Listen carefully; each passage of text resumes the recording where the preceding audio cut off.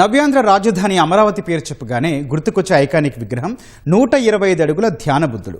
నిన్న మొన్నటి వరకు ఈ భారీ గౌతముడిని చూస్తే ఏంటి పరిస్థితి అన్నట్లు ఉండేది. ఒకప్పుడు విదేశీ పర్యాటకులతో కలకల్లాడిన ధ్యాన బుద్ధ ప్రాజెక్టు వైసీపీ హయాంలో శిథిలావస్థకు చేరింది. బుద్ధుడి విగ్రహాలు, శిల్ప సంపద రంగులు వెలిసిపోయి గార్డెన్లో పచ్చిక ఎండిపోయి లైట్లు ఊడిపోయి పరిసరాలన్నీ కళతప్పాయి.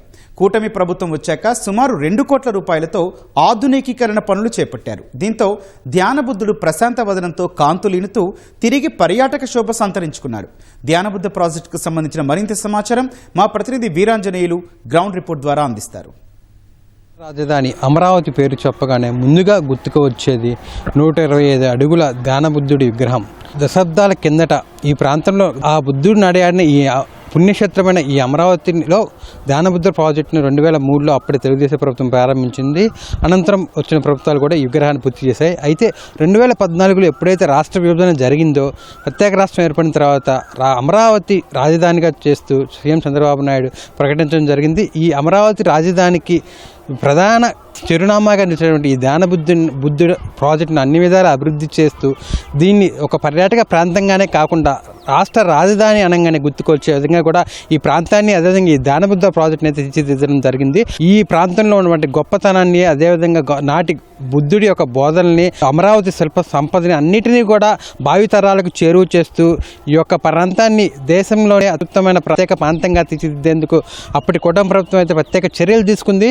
అప్పుడు కూటమి ప్రభుత్వంలో అధికారంలో ఉన్నటువంటి ఎన్డీఏ ప్రభుత్వంలో అటు కేంద్ర ప్రభుత్వం, అదేవిధంగా రాష్ట్ర ప్రభుత్వం రెండు కలిసి కూడా అనేక పథకాల ద్వారా కోట్లాది రూపాయలు ఈ యొక్క ధ్యానబుద్ధ ప్రాజెక్టు కేటాయించడం జరిగింది. 125 అడుగుల ధ్యానబుద్ధ ప్రాజెక్టుని ఎంతో అందంగా, ఆకర్షణీయంగా, సందర్శకులను విశేషంగా అలరించేలా ఈ ఏర్పాటు చేయడం జరిగింది. 2014-2019లో ఈ ప్రాంతం అంతా కూడా ఒక ప్రత్యేక పర్యాటక ప్రాంతంగా వేలాది మంది సందర్శకులతో కలకల్లాడింది. దేశ విదేశాల నుంచి కూడా పెద్ద ఎత్తున ఈ యొక్క ధ్యానబుద్ధ ప్రాజెక్టును, అదేవిధంగా ఈ గౌతమ్ బుద్ధుడిని దర్శించుకునేందుకు పెద్ద ఎత్తున సందర్శకులు వచ్చిన పరిస్థితి ఉంది. ఆ తర్వాత 2019లో వైకాపా ప్రభుత్వం అధికారంలో రావడంతో ఈ యొక్క ధ్యానబుద్ధ ప్రాజెక్టును, అదేవిధంగా ఈ ప్రాంతం అన్నింటినీ కూడా పూర్తిగా చెప్పమంటే పాడు పెట్టింది. ఒకప్పుడు సందర్శకులు, పర్యాటకులతో విశేషంగా కలకల్లాడిన ఈ ప్రాంతం 5 ఏళ్ల కాలంలో అయితే ఎటువంటి అభివృద్ధికి నోచుకోకపోగా పర్యాటక శోభను కూడా కోల్పోయింది. తిరిగి గాడిని పెట్టాలి, తిరిగి ప్రగతి పథంలో నడిపించాలి, అదేవిధంగా పర్యాటకంగా మళ్ళీ ప్రపంచ దేశాలన్నీ కూడా అమరావతి వైపు చూడాలి, ధ్యానబుద్ధుడి వైపు చూడాలన్న ఆ ఒక సత్సంకల్పంతో దాదాపు 2 కోట్ల రూపాయలు ఈ ధ్యానబుద్ధ ప్రాజెక్టు మరమ్మతు పనులకు అయితే కేటాయించడం జరిగింది. మొన్నటి వరకు కూడా రంగులు కోల్పోయి ఇక్కడక్కడ పగులు ఇచ్చున్నటువంటి ధ్యానబుద్ధుడు మళ్ళీ కొత్త రూపు సంతరించుకొని రంగులతో ముస్తాబై చూడచక్కగా ఉన్నాడు, సందర్శకులను ఆకట్టుకుంటున్నాడు. దశాబ్దాల కిందట ధ్యానబుద్ధుడు ఈ ప్రాంతంలో నడియాడాడు. ఇక్కడ బౌద్ధ మతం అనేది ఎంతో గొప్పగా విరాజిల్లింది. 2006 టైంలో దలైలామా కూడా ఇక్కడికే తీసుకొచ్చి కాలచక్ర వేడుకల్ని చాలా ఘనంగా ప్రపంచ దేశాలలో ఉన్నటువంటి బౌద్ధ మతస్థులందరూ కూడా ఎడకు వచ్చి ఘనంగా జరుపుకునే విధంగా కూడా ఇక్కడ ఈ ప్రాంతం అంతా కూడా బౌద్ధ మతానికి చక్కటి చిరునామాగా నిలిచిన ప్రాంతం ఈ ప్రాంతం. అలాంటి ఈ ప్రాంతాన్ని బౌద్ధ మతంగానే కాకుండా మరొక వైపు ఆధ్యాత్మిక పర్యాటక ప్రాంతంగా కూడా పంచరామాల్లో అటువంటి ప్రథమ రామం అటువంటి అమరావతి ఇది. ఇక్కడ పరిసర ప్రాంతాల నుంచి పెద్ద ఎత్తున ఇక్కడికి అటు భక్తులు కావచ్చు, సందర్శకులు, అదేవిధంగా పర్యాటకులు వస్తూ ఉంటారు. అటు గౌతమ బుద్ధుడి ఆనవాళ్ళు ఉన్నాయి. అదేవిధంగా మరో విధంగా చూసుకున్నట్టయితే శివక్షేత్రం కావడంతో కార్తీక మాసంలో అయితే ఈ ప్రాంతం అంతా కూడా పెద్ద ఎత్తున అటు సందర్శకులతో, భక్తులతో కిటకిటలాడుతూ ఉంటుంది. అమరావతి ఆలయానికి వచ్చిన వారంతలో కూడా ఈ ధ్యానబుద్ధుడి దగ్గరికి వచ్చి సందర్శించుకుంటుంటారు. ఈ ధ్యానబుద్ధ ప్రాజెక్టులు చూసినట్టయితే ప్రధానంగా 3 గ్యాలరీలు ఏర్పాటు చేశారు.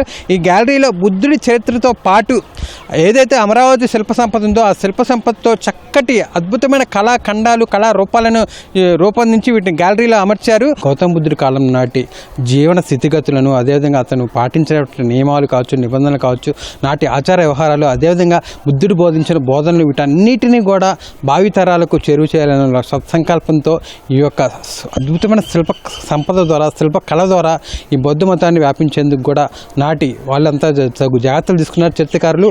నాటి అమరావతి శిల్ప సంపదను ప్రతిబింబిస్తూ రూపొందించినటువంటి ఈ ప్రముఖ శిల్ప సంపద అయితే అటు సందర్శకుల్ని కావచ్చు, పర్యాటకులను కావచ్చు విశేషంగా అలరిస్తుంది. అమరావతిలోనే అత్యంత అరుదైన ఈ యొక్క జ్ఞానబుద్ధ ప్రాజెక్టులో బుద్ధుడి యొక్క బోధనలతో పాటు బుద్ధుడి చరిత్రను అందరికీ చేరువ చేయాలి.